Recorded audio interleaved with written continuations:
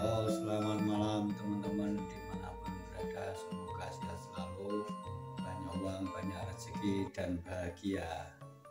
Pada malam hari ini kita akan membedah masalah Sukerto yang dikenal di masyarakat Jawa dari nenek moyang kita, bahkan sampai sekarang yang namanya Sukerto ini masih banyak dikenali oleh masyarakat Jawa, terutama ada di daratan tinggi Dieng,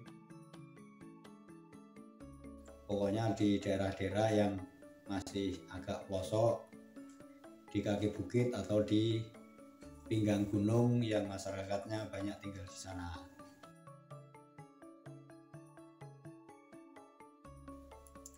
Sukerto, apa itu Sukerto? Sukerto adalah penyebutan untuk kesialan yang diemban oleh anak-anak orang Jawa yang dilahirkan pada waktu-waktu tertentu.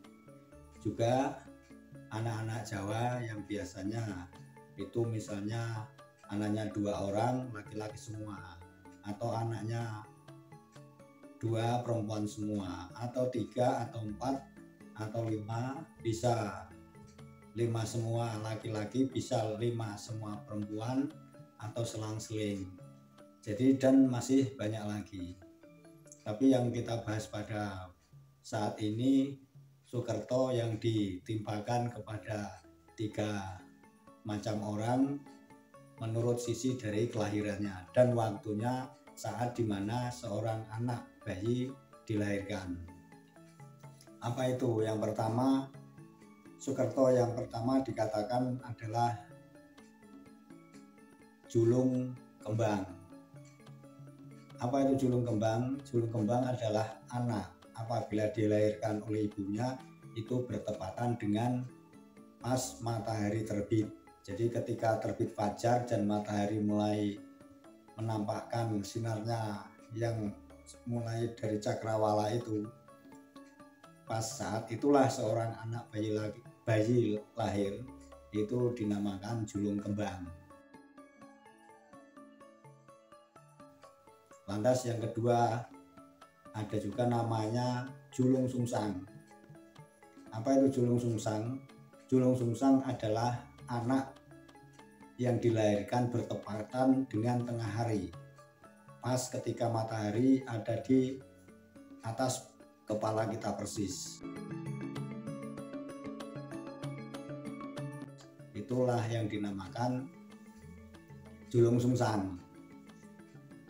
Selanjutnya yang nomor 3 adalah julung caplok.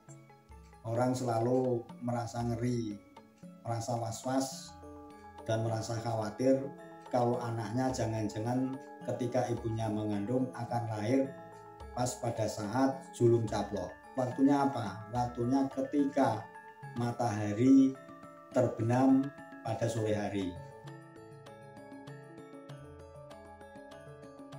Seorang anak laki-laki atau perempuan lahir pada saat itu dinamakan julung caplok. Khawatirnya apa? Julung caplok ini orang-orang beranggapan kelak apabila ini anak dewasa kemudian merantau kemanapun dia pergi atau main ke hutan atau ke sungai yang lebar, itu dikhawatirkan kalau main ke sungai akan disantap oleh buaya.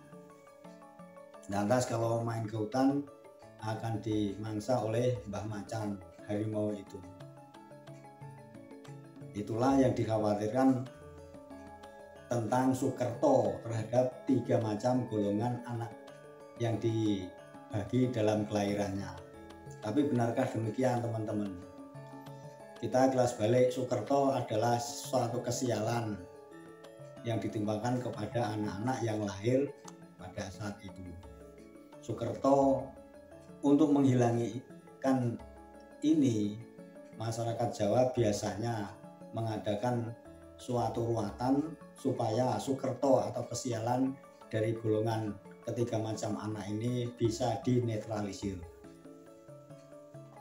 Masyarakat Jawa beranggapan dulu yang namanya Sukerto yang lahir pada saat-saat itu, kemudian ditambah anak yang 5 laki-laki semua, atau perempuan yang laki-laki semua, atau selang-seling, atau ada sendang kapit pancuran atau pancuran kapit sendang, itu konon akan dimangsa oleh Bathara Kala.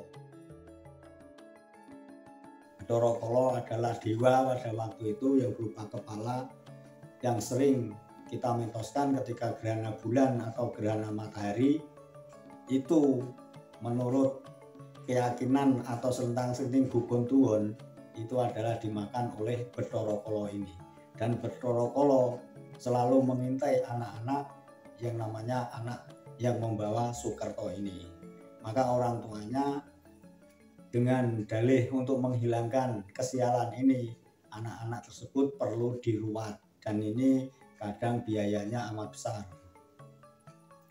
Jadi benarkah teman-teman, anak yang Sukerto ini membawa kesialan dan khawatir menjadi naas apabila kemana-mana akan dimakan oleh buaya atau harimau? Itu terserah dari pemikiran teman-teman semua. Tapi menurut pengamatan Mbah Bejo, ketiga macam yang kita bahas ini, julung kembang, julung sungsang, dan julung caplok, tidak semuanya betul 100%. Karena apa?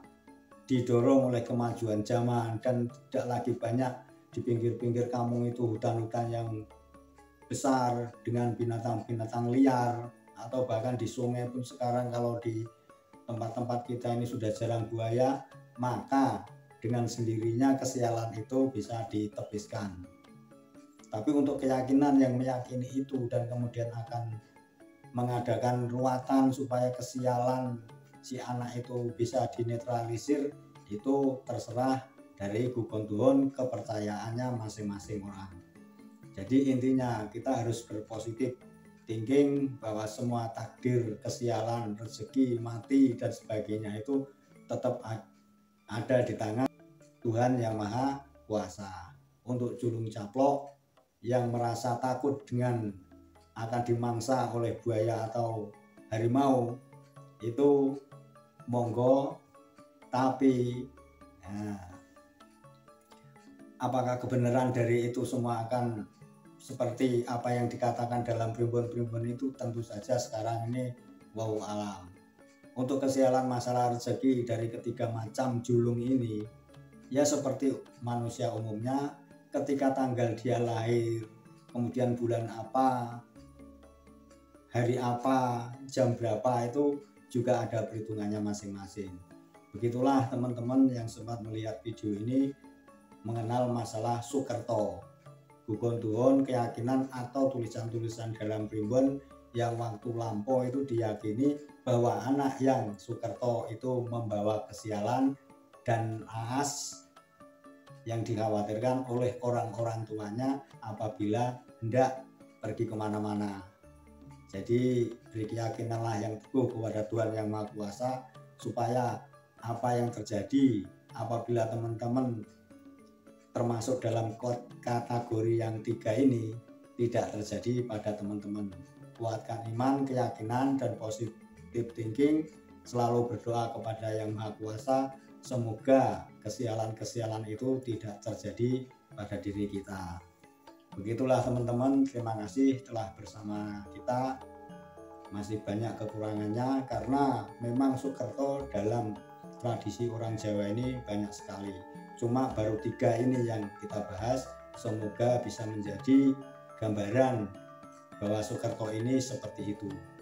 Oke teman-teman, terima kasih. Selamat malam, sehat selalu, banyak uang, banyak rezeki, dan tentunya bahagia. Sampai jumpa.